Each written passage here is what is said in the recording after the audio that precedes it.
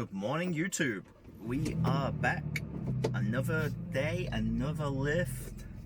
This is the last one of this week. So we do have a recovery day coming up. And so that means we got legs. We hit upper body yesterday. So now we've got our leg day to look forward to, which is generally, quite honestly, my favorite day. But from getting some feedback from some people, they say I actually should be focusing a little bit less on legs and get my proportions right with the upper body. So that might be the best reason, if I've ever had one, to skip leg day. But seriously, we're not actually going to skip leg day. I want to still keep leg in there and obviously develop the legs as much as possible. If legs are the strong point and the upper body is the weak point in a sense, I'll get there eventually, because I'm definitely hitting more frequency of upper body within this prep. So that's that little quick thoughts on where we're at with leg day and stuff. The format of today's session, kind of similar to yesterday's upper body. We're going to see a lot more variety in terms of the push-pull legs. Honestly, I am feeling a little bit of residual quad soreness from the previous leg day that we did on Wednesday. So I might actually do a couple of switch ups in terms of the lifts that I use. I might do a bit more of a glute focused pattern.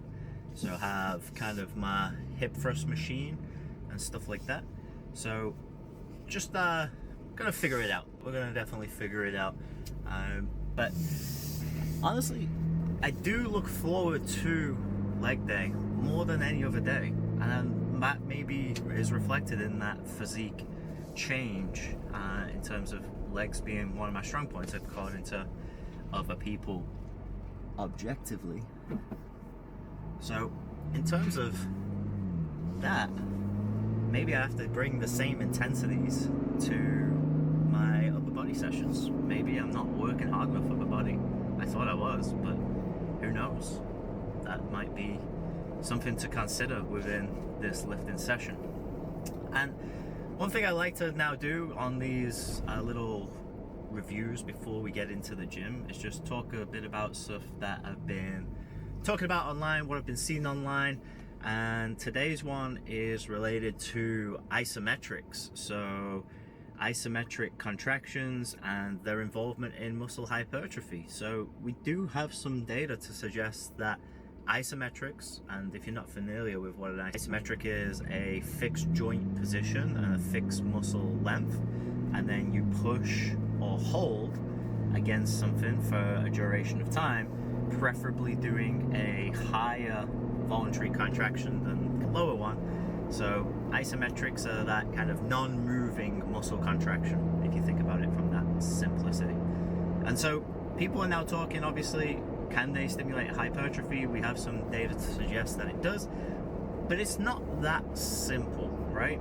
And so we do get high degrees of mechanical tension from our contraction in terms of motor unit firing and stuff like that within ISOs, because we can do up to 100% of our maximal voluntary contractions as an isometric. Now, I said there's a couple of caveats. One of the caveats is that percentage. So we want it to be roughly above 70% of a maximal voluntary contraction. So that means we're going to have to, if we're doing what's called a yielding isometric, so that's holding against gravity, we're going to have to load that up pretty heavy. And then if we're doing what's called an overcoming isometric, where we're pushing against a fixed surface. So think about a squat where you're pushing the bar up into the pins instead of doing the range of movement. That would then be a movable object. So we're stopped against gravity, so we're putting into the surface and getting out of the surface the exact same amount of ground reaction force, or reaction force if it's not necessarily the ground that we're looking at, but the bar interaction with the rack. So that one we could probably push a little bit to more at 80 plus maximal voluntary contractions, a little higher, because we don't need external load. The external load is a fixed surface. Now, there is, again, another caveat to that, in that a person's perception of what their max is can change. So having some visual feedback, like being on top of a force plate or something like that, would then allow you to register how much force that person's producing and whether they're actually producing a maximal amount of force compared to things like they did a maximal back squat and stuff like that. Now, isometrics do relate to dynamic actions, but they're not completely correlated. So just because I have a good isometric force doesn't mean that I'm necessarily going to have a really good back squat 1 repetition max, but there is some correlation there. And the reason why we typically program isometrics is because of connective tissue. Now, think about our tendons. They adapt a little bit slower than what our muscle does, and generally they adapt better to higher loads, which means maximal type strength training. So the thing is, if we can't always do maximal strength training, let's say that you're a new athlete in the gym and stuff like that, and your max is relatively low, you might be able to, but you might not want to be exposed to that every single day. Whereas isometrics, we can in theory expose the connective tissue to these type of loads in that fixed position, which is a lot more safer, a lot more injury risk-free. Now, there are some things where your central nervous system fatigue and stuff like that may play a part, especially in repeated measures of isometrics, but ultimately isometrics are a little bit of a safer way to get those maximal voluntary contractions done and allow the tendons to adapt. And so the tendons are adapting because we're manipulating our collagen matrix and things like that. So that's why these higher strain type things are needed. But also we mentioned about positions. So we need the length tension relationship with the tendon to be slightly more lengthened typically to get the maximal amount of strain. Think of it similar to leverage within a muscle. That middle part of a muscle contraction is normally where the muscle is most leveraged, and then as it gets a little bit longer it loses some leverage, but the strain can be sometimes higher. So that's where that strain is then taken through the tendon and things like that, both in that short and the lengthened position at the muscle tendon unit. Anyway, so we typically do it for connective tissue, but we said about muscle hypertrophy. So the key is, if we want to get hypertrophy, we probably have to do these isometrics in the lengthened position, which that might then mean a relationship with that stretch-mediated hypertrophy potentially, where we're kind of longer position, a stretch, but we're also exposing the tissue to load, so we're getting motor unit recruitment rather than like a static type stretch. And so that's where I think isometrics play their part in muscle hypertrophy. Now, I'm not too sure, and I might have to just go away and do a bit of a PubMed search and Google Scholar and things. I don't think those effects are as pronounced in advanced lifters as they will be within more novel lifters when it's a newer stimulus, but I haven't seen the data, so I'm not too sure on that right now. But at the same time, I think in an advanced lifter, the benefit of doing isometrics would actually be for the connective tissue, so that we're getting adaptations there, especially depending on your training frequency and things like that, because the tendons do take a little bit more time to recover as well. So you might use them as a bit more as a preparation thing before your sessions, which is what we're going to do today. We're going to do some leg extension isometrics because the quads are feeling a little sore. So we'll use that to warm up the connective tissue and things like that, and the muscle at the same time. So that's where that all kind of loops in together with today's session. Now, I realize that I've rambled pretty long, so if you didn't skip this part, thanks for listening this far, and we'll see you in the gym for the actual session.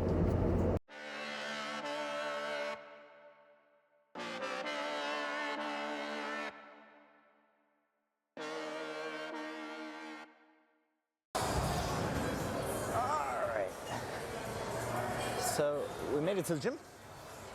I'm gonna just move the mic a little bit. Put it down there. We made it to the gym, so that's the hardest part, is getting here. We mentioned about doing some isometrics. So I'm actually just going to get a couple of little reps in, and then we'll do some isometric holds of the leg extension, warm up the muscles, get some tendon load exposure, especially as my quads are feeling just that slight little bit of soreness.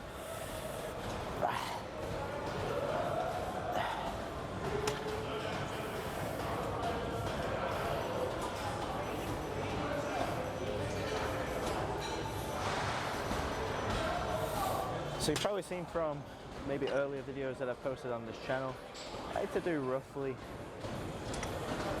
10-second holds of the isometrics. Sometimes I'll do it single leg. Today I'm just going to do double just on that first set, and then we'll hit a set of single leg as well. We want the load to be relatively high, so again, above your 70% of your max, if not higher, kind of more in that 90% range. So dealer's choice, so first couple of reps you can be lighter, and then you can increase the weight, which then will obviously increase the amount of contraction that you have to produce.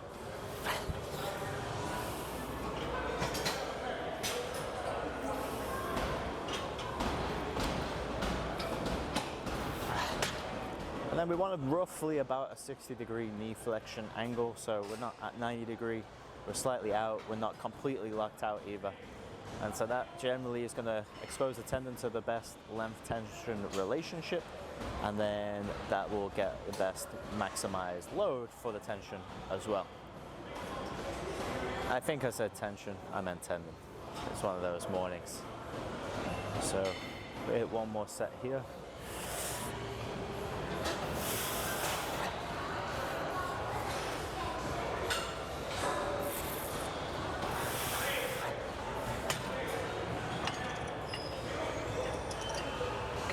So we'll go slightly down. I'm just going to hit 20 more seconds each side, single leg, just to again not get any bilateral force deficit and stuff like that.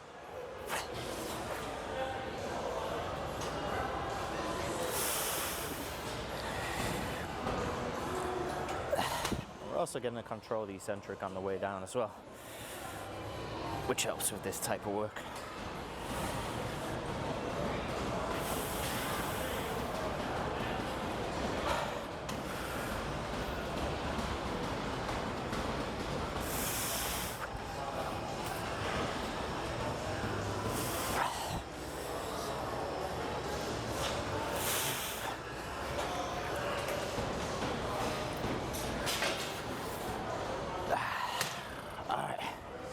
So, because we're here and the quads are feeling relatively sore, I am actually going to switch up one of the exercises today. So I'm just going to stay at this machine and we'll get some knee extensions done. In terms of when I do have that residual soreness, I'm not hiding from training the muscle group, but more of our like dynamic movements, squats, hack squats, pendulum squats. I think I actually had Smith machine single leg squat program today. Because of that dynamic contribution and the kind of somewhat instability of the pattern, might as well just target all four of the quads, just get it over with and get it done. And that's the beauty of not being fixed into a program, is that you can have some flexibility in terms of your exercise choices and the direction that you go in.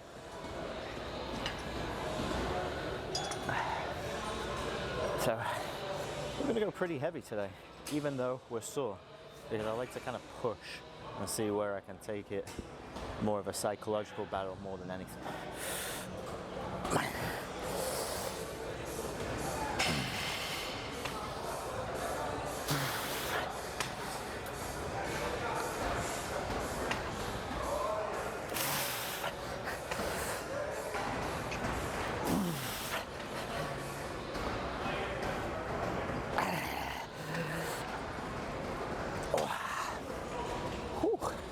Alright, we're only going to do 2 sets, science-based lifting today. So one thing I see quite a lot is people can obviously max out the stack double leg. So that's the rationale for having a gym pin. But if you can do full stack 2 leg, why not just switch to 1 leg? Now I'm obviously doing 2 leg today because of that little bit of soreness and being soft in a sense, but you'll see on our other leg day, we did the single leg pattern in here and we did some fatiguing sets, which is probably why I am a little bit sore. So I can hear some science-based lifters turning around and saying, "We told you so." But I still think that's going to contribute to my overall growth over time once I get accommodated to those loads. Didn't just build these quads out of nothing. But we'll hit one more set and then we'll move into our next exercise.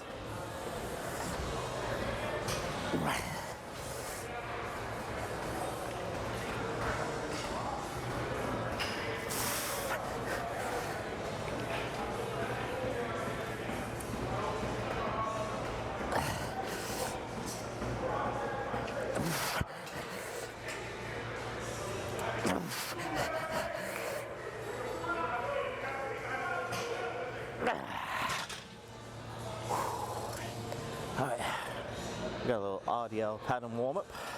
So if you've seen any of my TikTok videos about warming up, you know, kind of like to use exercises that I typically program and won't have specifically within that certain session or I've programmed in a previous block.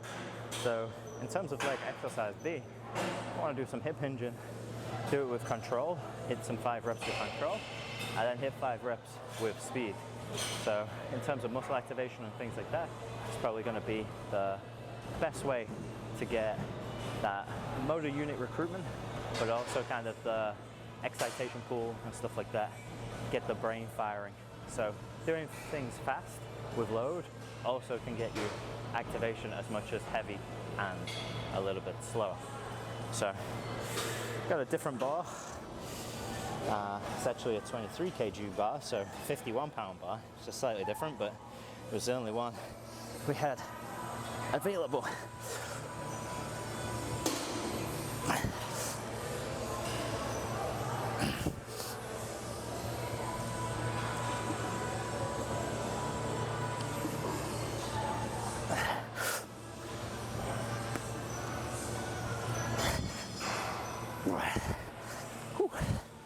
All right, so I didn't hit 5 reps because honestly my grip was gone. So what we'll do is for this next set, we'll get our straps out. All right, so I'm even getting my own programming wrong because I put 225 as that last exercise load, but it's not 225, it's actually 231. So we use straps just to get that little bit of extra grip here now.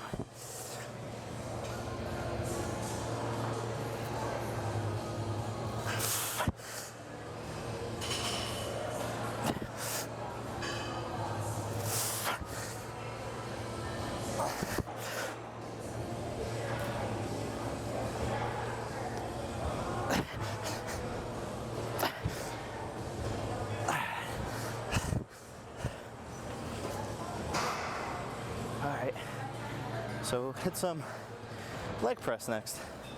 First switch up exercise, we got 2 leg press instead of doing our single leg squat. And again, put our squat sleeves on for this one. So I like to have leg press as kind of like a bit of a backup exercise because obviously we add some nice stability component to it. But this is technically our first primary exercise of the day.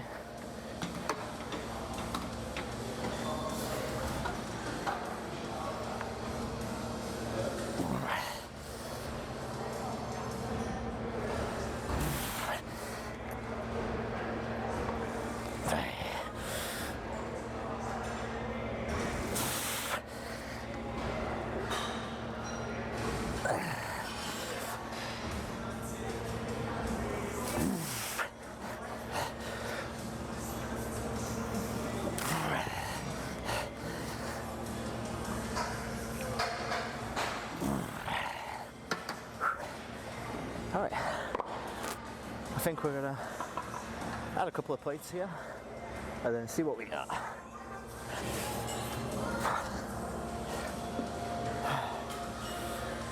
Second set.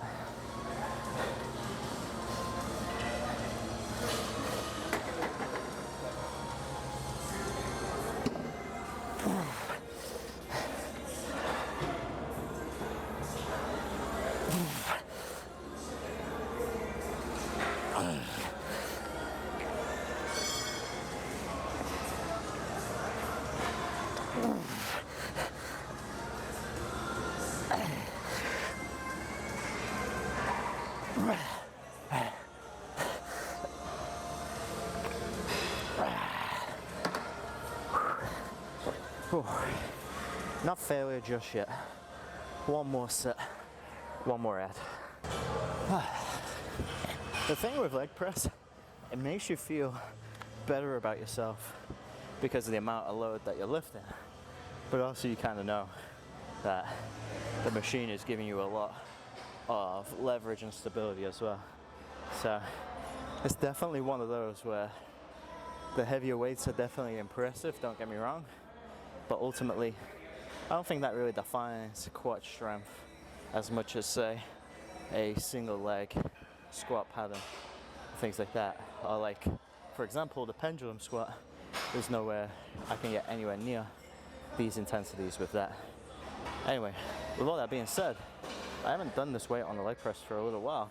It's not been in my rotation, so we're gonna see how it goes.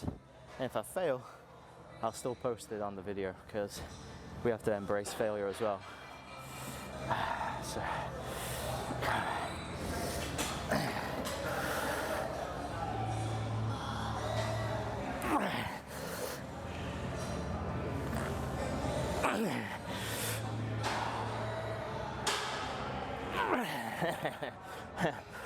I'm just gonna hit 3.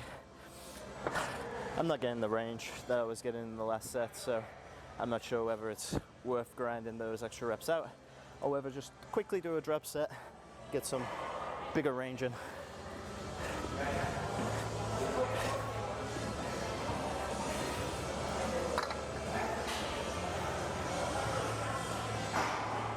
So we'll just take off what we added. Last pause. Go back in.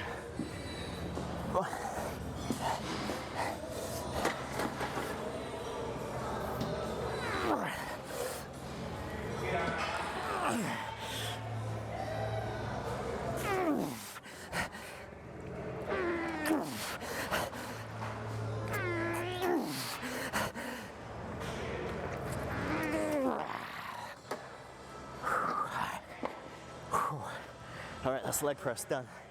We got leg curls next, I believe. Next up, we got the prone hamstring. Well, technically, it's not really a prone hamstring, but hamstring curl. Now, you probably know from one of my other videos that I said the seated hamstring curl is better than the prone hamstring curl, and this setup is a happy medium in between those two things, because we can get into hip flexion, so stretch those hamstrings, whilst also getting that leg curl, kind of similar to our seated hamstring.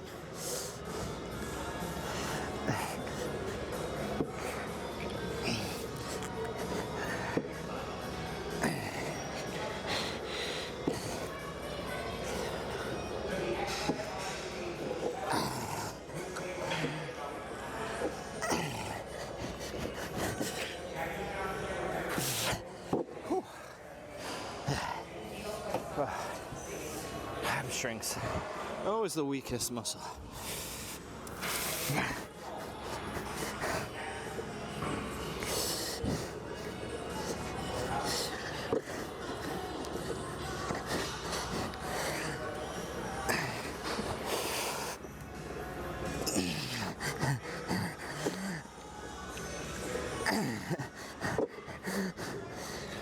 Oh, shit, the bed. All right, we have 2 sets of these, a little 2-minute rest break, which is nice. Oh. So, as we get some rest, to kind of explain that thought process, I prefer the seated hamstring curl machine, but there's a bit of a variation where we can get this unilateral kind of prone curl in, but in a more hip flex position than the lying prone curl. Again, it's the happy medium of hamstring curls. And with it being plate loaded as well, I like the resistance profile a little bit better than kind of the cable machines and other machines as well. And we've got stability built into this machine too. So if you have access to this, amazing. If you don't, seated hamstring curls would be my number 1. And then prone hamstring curls I typically use for like warm-ups, or if I'm trying to do some like 2 up, 1 down, eccentric type overload work. So you have to let me know if you kind of agree with that, disagree with that, but that's my thought process with this machine. I've been fortunate enough throughout my career to have exposure to it, but at the same time, the machine has not been my best friend in terms of hamstring development. There's a lot of room to grow for me here, but we're making slow progress at the moment, adding roughly about 5 pounds each week. Similar rep range totals, so that's good progress there. I'm not sure how much rest I've had, but we're starting to catch our breath. So hit this second set, and you'll notice again, most of what I'm doing today is kind of 2 sets, 2 working sets.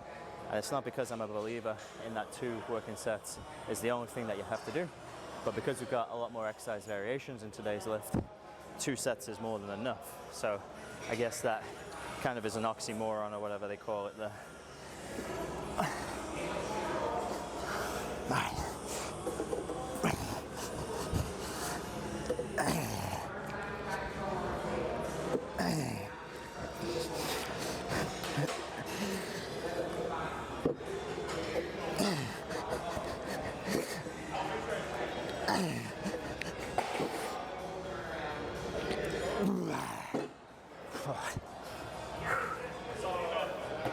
Oh, fuck. This leg day is tough today.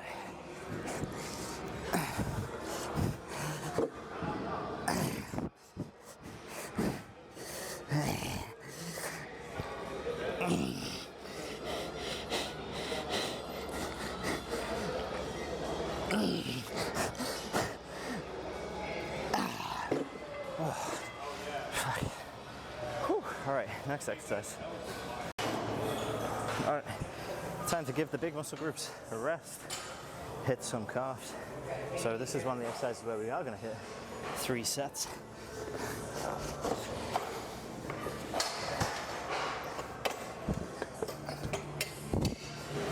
Just so I get a little more volume in here.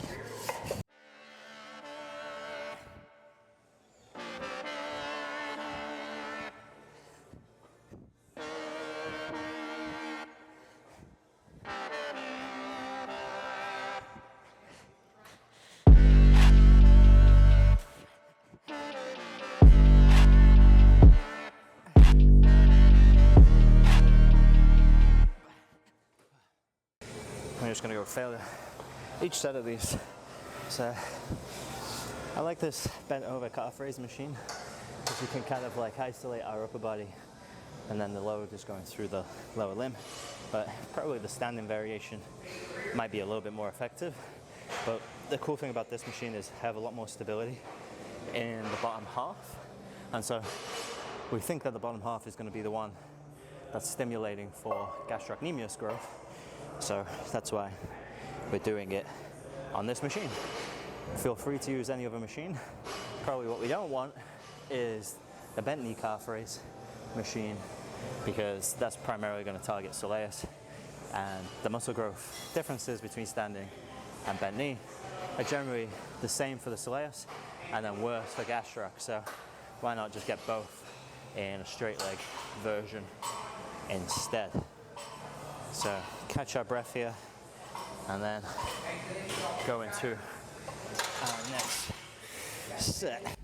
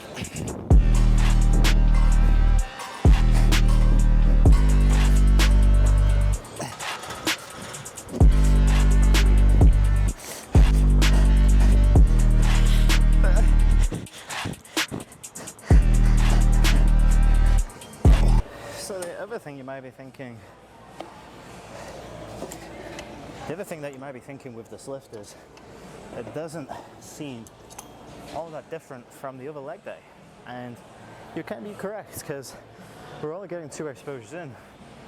We don't really need to get too much variety in terms of doing completely different positions and stuff like that, we still hit all the basics. And with hip abduction, adduction, these two machines are the best two machines that you can do for it. So there's no point trying to reinvent the wheel and doing like a dumbbell abduction and stuff like that when we can just progressively overload these with 2 exposures per week. So nothing super out of the ordinary with these type of things, but just bear in mind again, that's the reason why we got these in here. So similar to the other day, we're just hitting these to failure.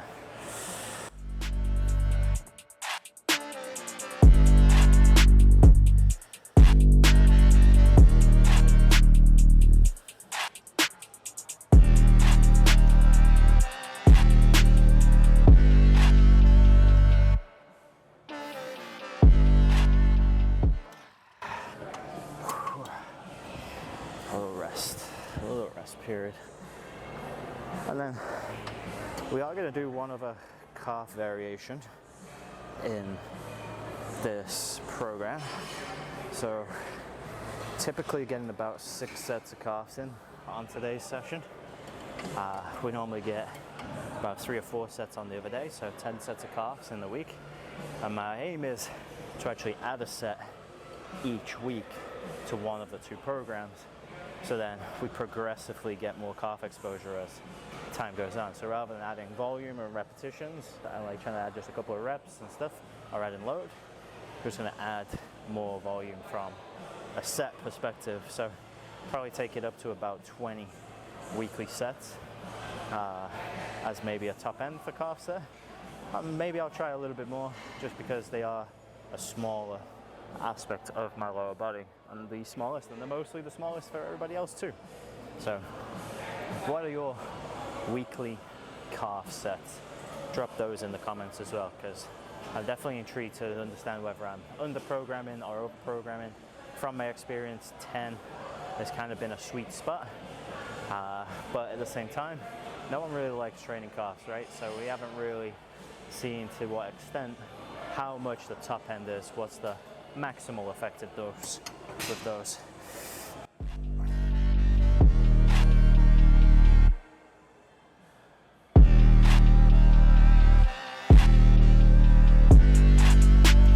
Right, catching a cramp in the hip there, so that's the 2 sets of abductions done.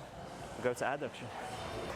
For the male audience potentially watching this, does anybody else feel weird doing adductions?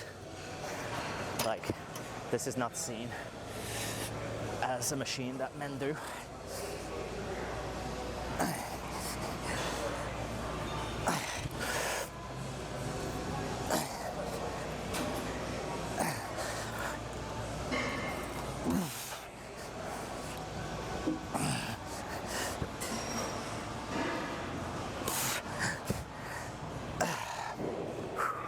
Like, do you think that as a male you get judged for doing seated hip abduction and adduction, should I say? Because honestly I don't really care, but I definitely feel like there is stereotypes with certain exercises, and this one definitely would be associated with the gym baddies, right? So normalize bro baddies. Yeah, that was terrible, I know. But I don't know why. End of the week, low energy.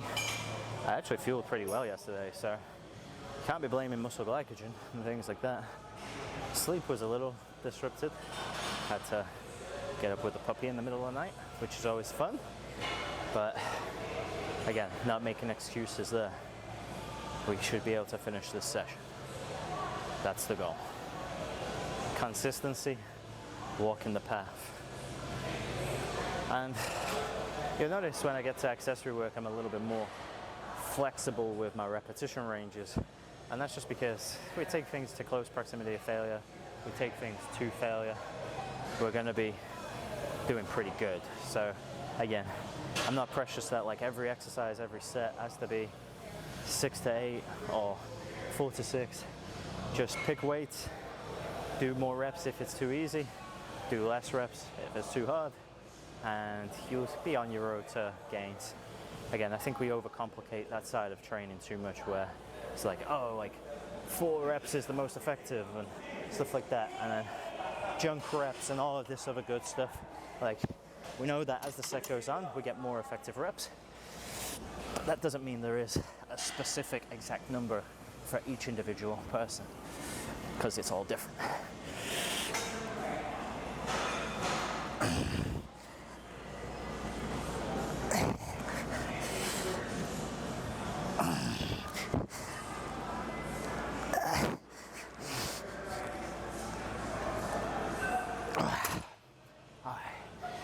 That one done.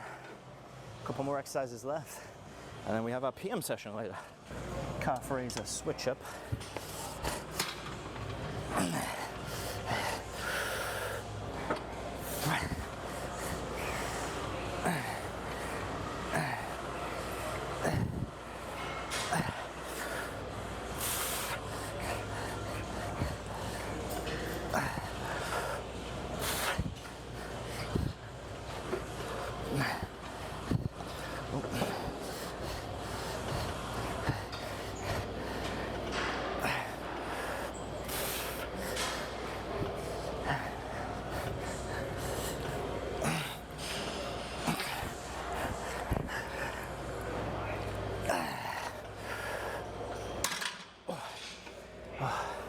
So I like to just hit one set at the end of these. You can use any leg press, any calf raise machine, quite honestly. It's just really close by to the hip adduction, so that's why I kind of use this one. But we get extra couple of sets in of calves, do a single leg set, and then we switch over to double leg.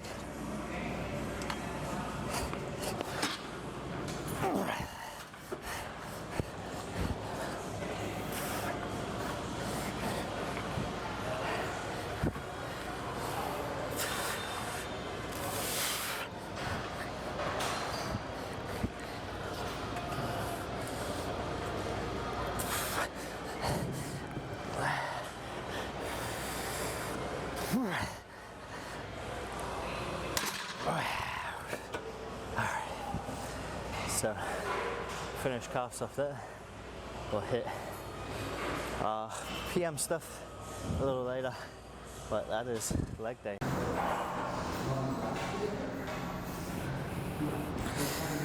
Alright, so we got our PM session. Oh.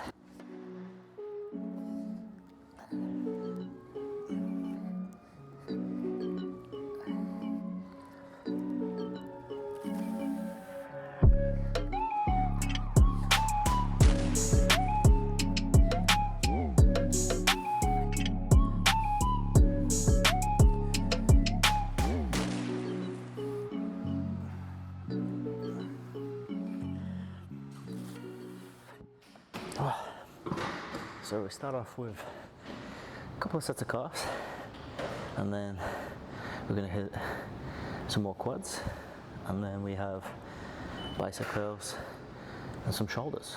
So quick little session, nothing too crazy. We get extra little bonus bit of calf work in. Just double check here.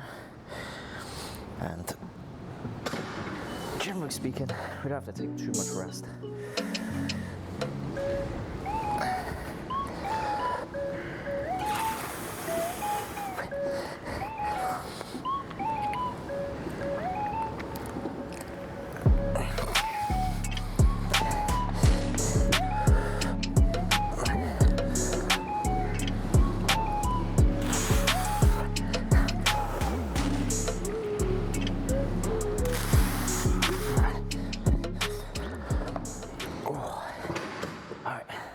That's it, some biceps.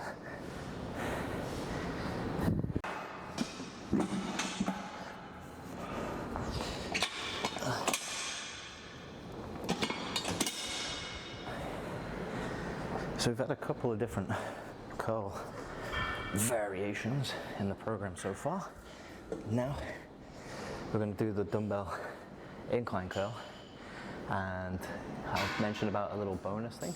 Well, the bonus is BFR, and that's how we can get a little bit more training frequency in terms of reducing down the load, but still getting some good exposure in terms of muscle hypertrophy by utilizing blood flow restriction.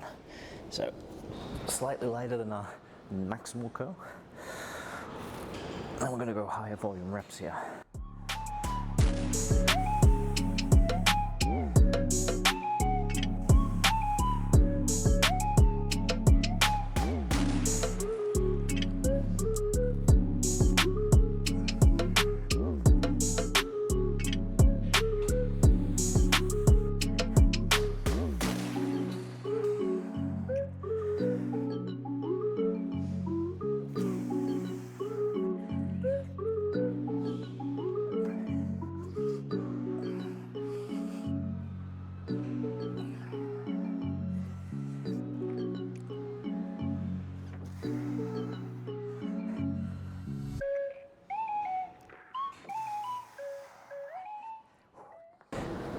So the reason why we can go a little bit more higher frequency with the BFR is most of the fatigue is the metabolic fatigue, because you're kind of getting pooled blood flow and you're not getting that venous return.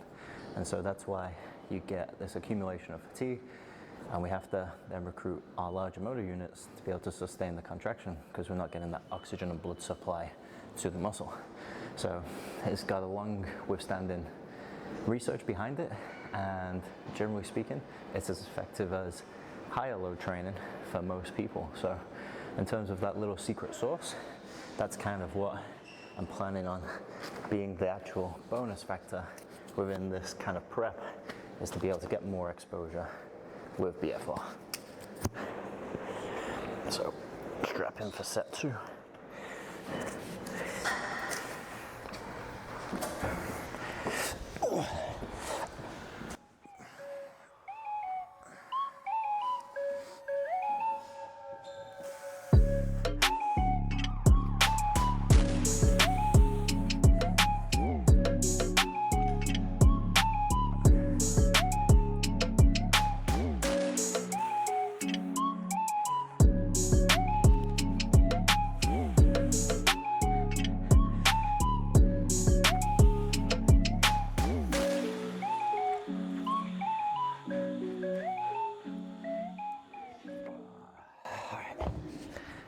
All right, just 2 sets.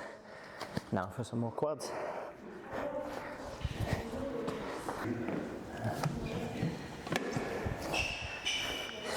All right, so similar thing with the quads.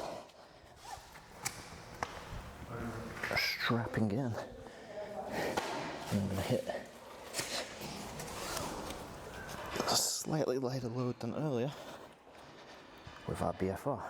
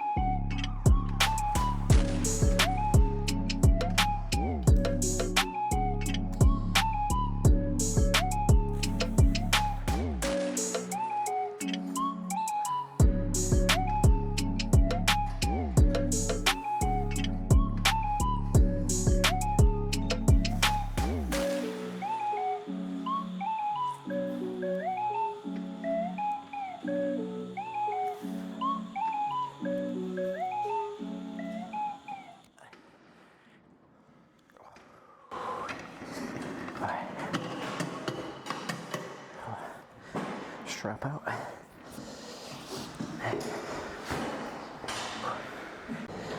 So we got about a minute 30 rest before we hit this second set.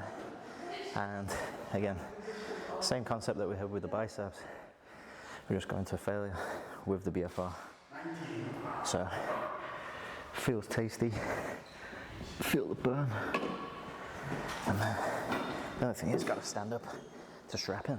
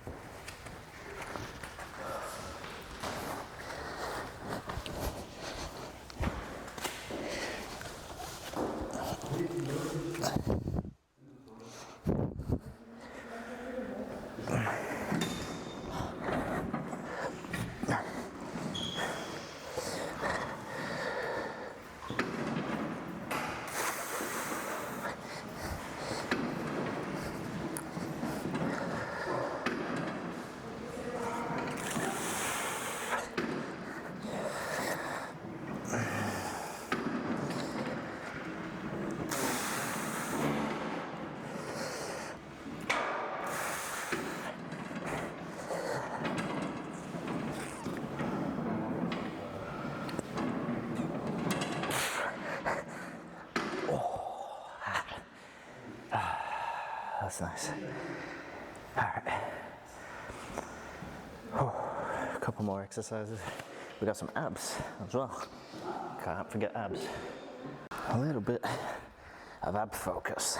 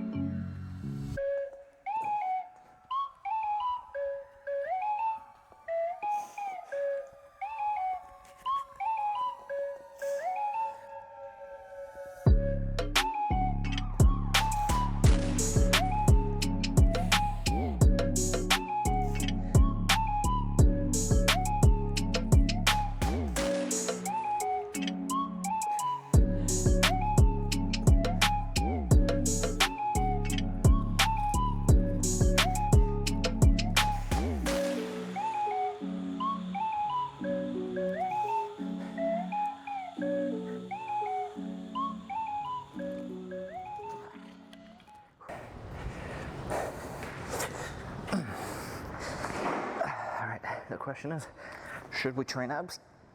The answer is absolutely yes.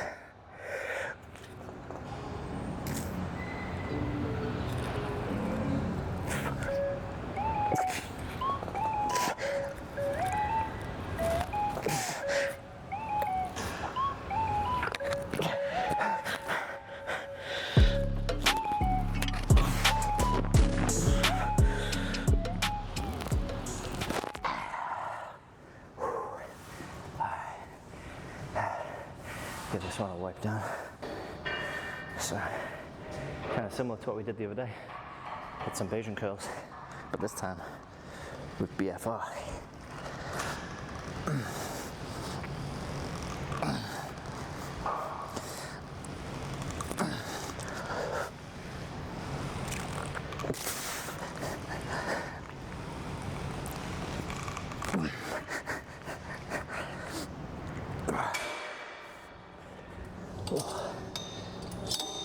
A nice little blood flow restriction drop set.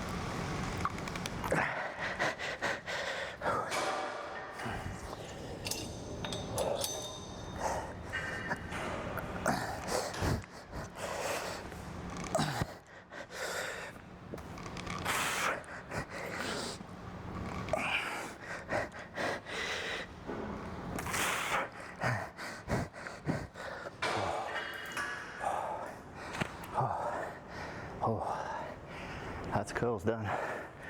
Oh, thank God. All right, we're set up for some cable crunch. Oh, the biggest thing that people mess up with these is they go too far. There's a little tip for you.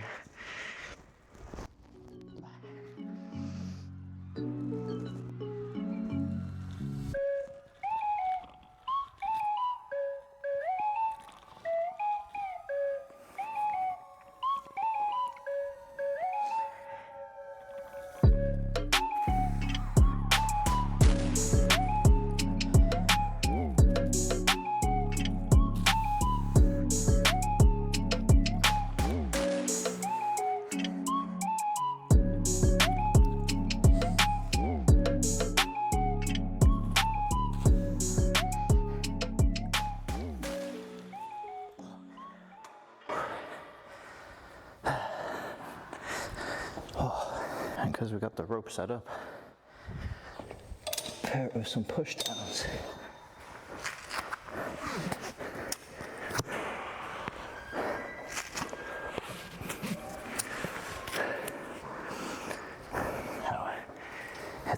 triceps too.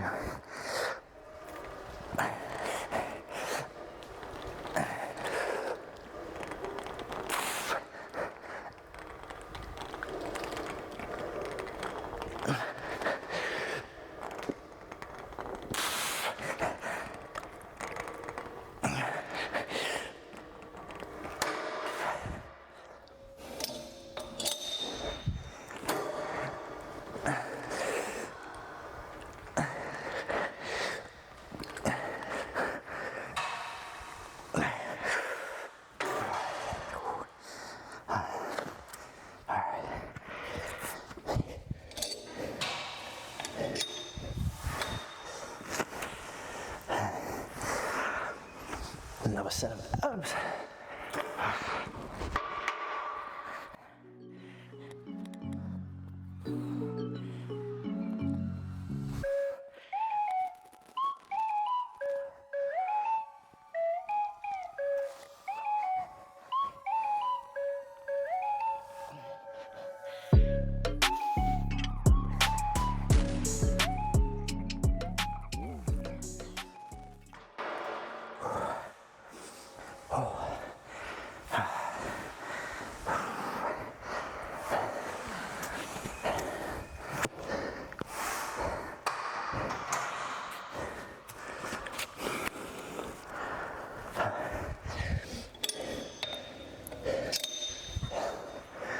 All right, last set of triceps.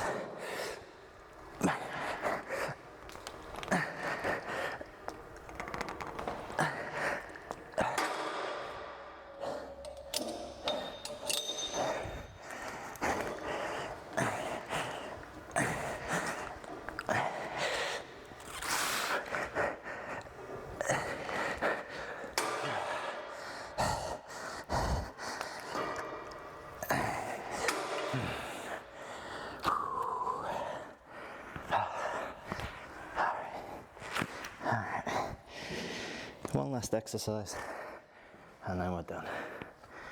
So we finished the session, a little rear delt, cable fly using a cuff.